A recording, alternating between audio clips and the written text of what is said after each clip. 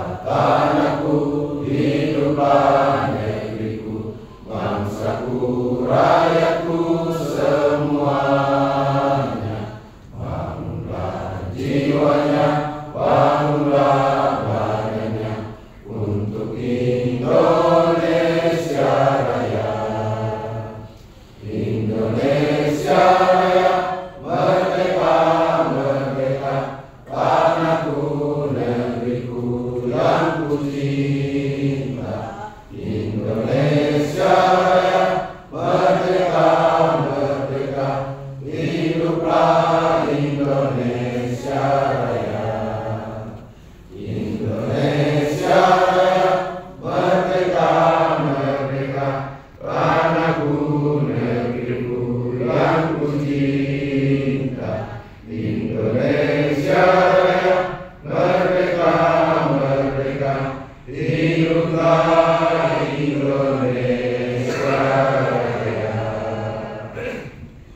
Hadirin disilahkan duduk kembali.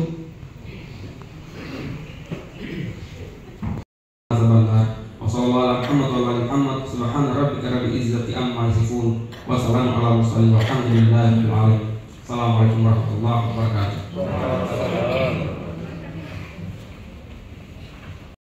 Ibu tamu undangan yang berbahagia, acara selanjutnya sambutan pelaksana tugas Bupati Munas sekaligus membuka secara resmi Forum Lintas Organisasi Perangkat Daerah Kabupaten Munas tahun 2024 dalam rangka penyusunan rencana kerja pemerintah daerah Kabupaten Munas tahun 2025.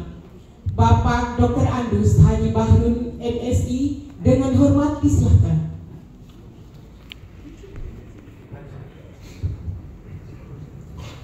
Terima kasih. Bismillahirrahmanirrahim. Assalamualaikum warahmatullahi wabarakatuh. Selamat pagi, salam sejahtera untuk kita semua. Alhamdulillahirabbil alamin. Wassalatu wassalamu ala asyrofil anbiya'i wal mursalin sayyidina Muhammadin wa ala alihi washabihi ajma'in. Amma ba'du.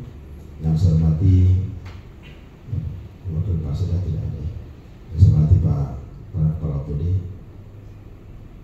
yang hadir. Dan yang saya hormati Persatuan Sekolah Muda, para camat, serta para perencana dinas badan, dan semua hadir tidak satu persatu semua saya muliakan.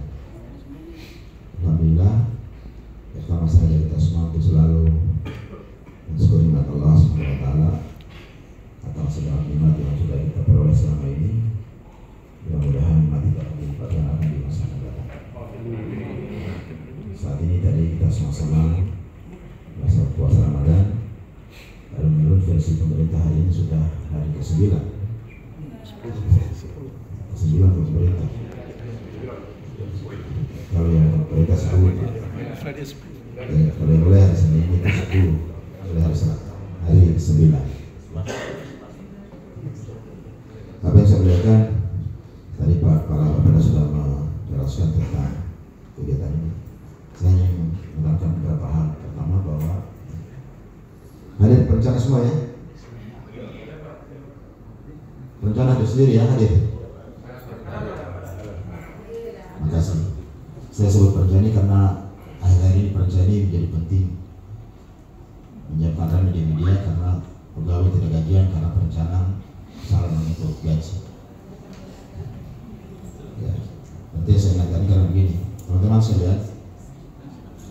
pegawai negeri itu kalau kita nilai dari ekonomi adalah pekerjaan yang sebenarnya tidak menguntungkan. Apa itu? Karena dapatnya kecil. 2 tahun baru kasih bakal lagi 100.000. Kalau dengarin ya, serius ya, atau semua PNS. Tetapi banyak orang mau jadi PNS. Kenapa? Mungkin karena yang lain lebih benar. Padahal kita ini kalau kerja itu bagaimana bisa mendapatkan uang sebanyak banyak. Orang pintar kalau tidak uangnya, kepintarannya sedikit nilai. Kenapa? Uang itu bisa menjadi sarana prasarana untuk bagaimana proses keinginan kita, juga menjadi sebenarnya dia menjadi tujuan sekaligus dari kita kerja.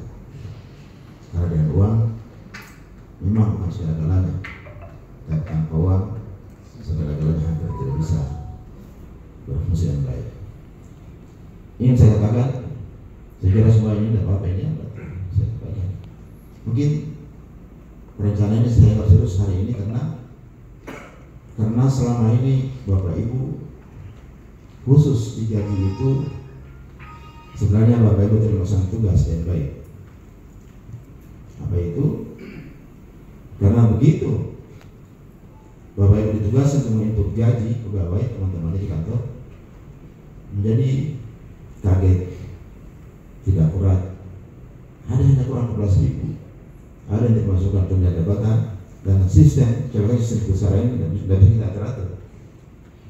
Yang jadi korban itu adalah saya pribadinya baru sebagai partai Umat, memotong gaji pegawai untuk melaksanakan jagung kuning. Apa orang kira saya bodoh? Tidak. Pak, di depan yang kosong Pak, di depan sebelah sini, sebelah kiri sini Pak, di depan sebelah kiri ada. Di depan sini Pak, sebelah sini. Tidak gitu. Tetapi karena Bapak Ibu tidak perhatian tugas selama ini, ya saya yang dimaki orang, tidak apa-apa, tidak apa-apa ini ya, biasa. Jadi pemimpin itu salah satu tugasnya adalah bersiap untuk dimaki orang. Pemimpin yang baik itu tidak perlu berharap dihormati, tidak perlu. Tapi bagaimana bisa tugasnya membantu orang lain di sekitarnya atau bawahannya memenuhi kebutuhannya dengan baik dan benar. Ini kalau yang dicontoh. Saya kira di belakang ada kursi ya? Karena berdiri. Tolong kursi Pak. Kursi ini. Boleh, tolong kursikan cari kursi yang depan. Puasa ini soalnya. Kalau batal puasa karena Bapak Ibu berdiri, yang berdosa adalah saya.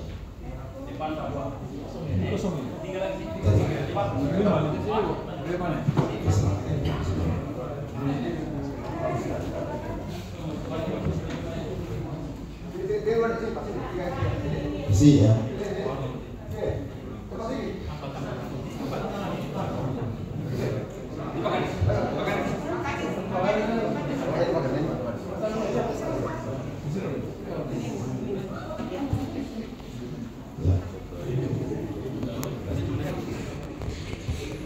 Saya sengaja Mbak Bini karena hari ini kita akan bicara banyak tentang apa yang akan kita lakukan tahun depan dan seperti apa yang selama ini Bapak Ibu sudah lakukan kita bersama-sama. Apa yang saya lihat, kalau sudah tidak kursi yang lain ditutup saja pintunya bersama sibuk dan beri dalam ruangan. Saya mengatakan begini ya Bapak Ibu sekalian. Sebagai seorang pensiunan PNS, saya paham yang baik apa yang kita butuhkan sebagai PNS, sebagai masyarakat. Jadi jangan berpikir bahwa bupati itu bodoh, salah itu. Beliau lebih salah.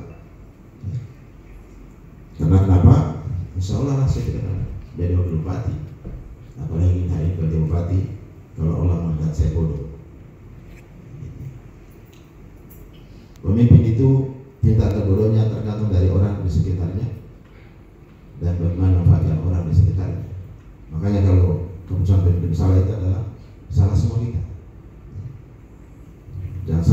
ini Bapak mengatakan Pak Rusman salah hari ini, bukan dia salah, enggak, kita salah semua. Gimana saya ngomong ini? Kita salah semua membiarkan beliau melakukan kesalahan yang kita bisa cegah sebenarnya bersama-sama. Staf yang baik itu adalah mereka yang mau mencegah pimpinannya berbuat salah. Jangan takut.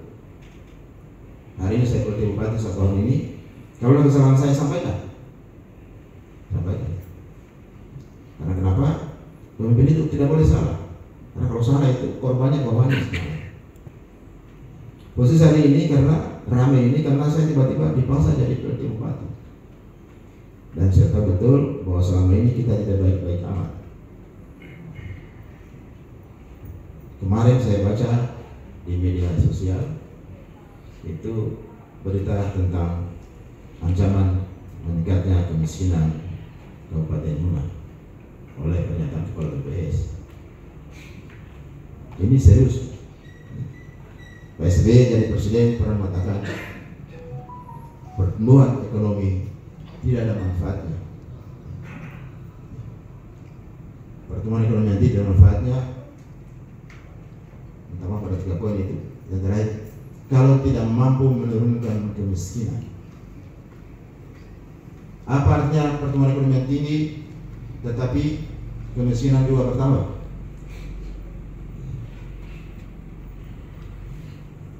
Saya kira kita sudah semua lihat. Kenapa saya putuskan begitu saya PLT tanggal 28 November, saya minta Pak Sekda sebagai ketua APBD, mungkin kita buka lagi APBD apa yang bisa kita lakukan. Ternyata tidak ada ruang untuk kita. Bagaimana kita menyusun perbaikan anggaran kita? APBD itu dibangun dengan dasar prioritas. Salah menentukan prioritas. Hari ini kita akan bahas lagi ini. Yang korban adalah kita semua. Saya contoh, pabrik jagung di Biaya itu sudah berdiri 2 tahun. Kenapa tidak jalan? Karena tidak berfungsi. Karena tidak ada jagung yang masuk di sana. Kenapa tidak ada jagung yang masuk? Bisakah sekarang bupati pasar masyarakat tanam jagung? Tidak bisa. Tidak bisa. Ya, kalau zaman dulu Pak Kabel dikatakan beliau keliling dengan ekor pari atau rota. Kalau rakyat tidak ada perintahnya ya pakai rota. Sekarang ini PT Bupati sudah tua, sudah tidak banyak pakai rota. Jabatan ini dia pegang itu tasbih Al-Quran karena setiap saat bisa mati. Kita ini kita normal saja. Artinya kalau saya normal mati dari kalian semua itu normatif. Karena umur saya lebih.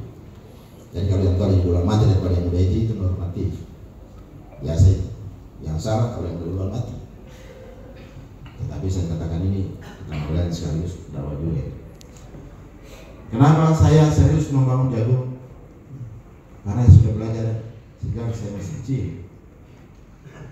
Saya ini, bapak saya seorang guru dulu, anaknya banyak, dan saya berkebun sendiri, masih SD kelas 3 sampai SMP kelas 3. Kenapa sih kelas 3? Karena SD kelas 1 kelas 3 itu sudah di sini, 3 sampai tamat itu saya di Wilayah ikut bapak saya setelah saya meninggal, dan saya berkebun sendiri. Jadi saya tahu itu jagung. Secara filosofis jagung saya kenal, saya tahu. Mungkin di rumah tidak semua tahu gitu, terutama yang besar di kota. Pak Impres tidak tahu di kota. Siapa lagi? Kalau kampung kami di kampung, kami dalam kampung. Karena kelapa ini, makanya kenapa saya pilih jagung ini? Karena semua orang itu biasa makan jagung, biasa tanam jagung. Kita kenal orang jadi miskin. Hari ini, saya naik pesawat dari Kendari ke bawah itu semua hutan. Kenapa ini? Oleh karena itu kebijakan saya, beliau seperti bupati, cari uang untuk tanam jagung. Belum berhasil memang, tapi kita harus mulai. Kenapa? Saya yakin jagung ini akan menjadi lokomotif untuk kegiatan ekonomi yang lain. Betul Bapak sekalian yang belum dengarin kan saya ngomong, sebagai mantan kepala Balitbang 6 tahun, saya punya ilmunya. Kita bisa susun bersama-sama. Kalau ilmu saya tidak cukup, saya bisa datangkan yang lebih ahli dari saya, yang lebih ahlinya lagi. Jagung ini akan menjadi lokomotifnya ekonomi Kabupaten Muna ke depan, terutama kalau saya akan menjadi bupati lagi ke depan. Hal yang lain saya tidak tahu kenapa ini program jagung itu tidak menguntungkan bupati saya personal. Ini ya.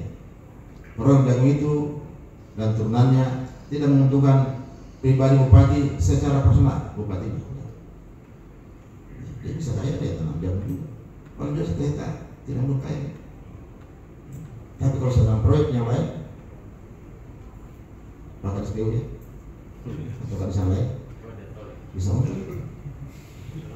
Tapi saya berkata tidak, misalnya. Makanya Bapak Ibu tolong dimaklumi kalau saya keras di jagung itu, karena ini akan menjadi sumber penghasilan kita ke depan. Saya kira bagian ekonomi sudah mengatakan ya, kita salah satu pemicu inflasi hari ini adalah telur ayam. 25-26 miliar per tahun orang mulai beli telur ayam. Dari mana telurnya? Dari Sulawesi Selatan. 25-30 miliar per tahun kita beli ayam pedaging yang dulu kita tidak suka, sekarang kita suka semua. 30 miliar itu. Itu kecil kalau Sulawesi Selatan, kalau mulai besar karena pembeli kita. Di luar negeri tidak ada. Nah, pertanyaan kenapa orang tidak pelihara ayam? Pertanyaan mahal pakan. Kenapa yang mahal pakan ayam? Karena pakannya dari Sulawesi Selatan. Dia jual di mana? Dia Damping.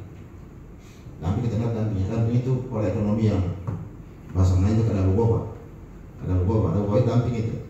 Kalau saya kasih pakai PMD ini karena banyak pada desa, kasih banyak di nasinya. Kalau satu lebih, saya dia ada buat. Itu kada boba namanya. Damping itu. Kalau jual di Jawa dia punya pakan itu Rp5.000, dia jual di mana Rp10.000. Sehingga orang mana tidak bisa pelihara ayam karena kenapa? Kalau orang mana pelihara ayam, hilang pasar di Sulawesi Selatan. Ya kan hilang pasar. Berarti tadi 10 miliar baru baik.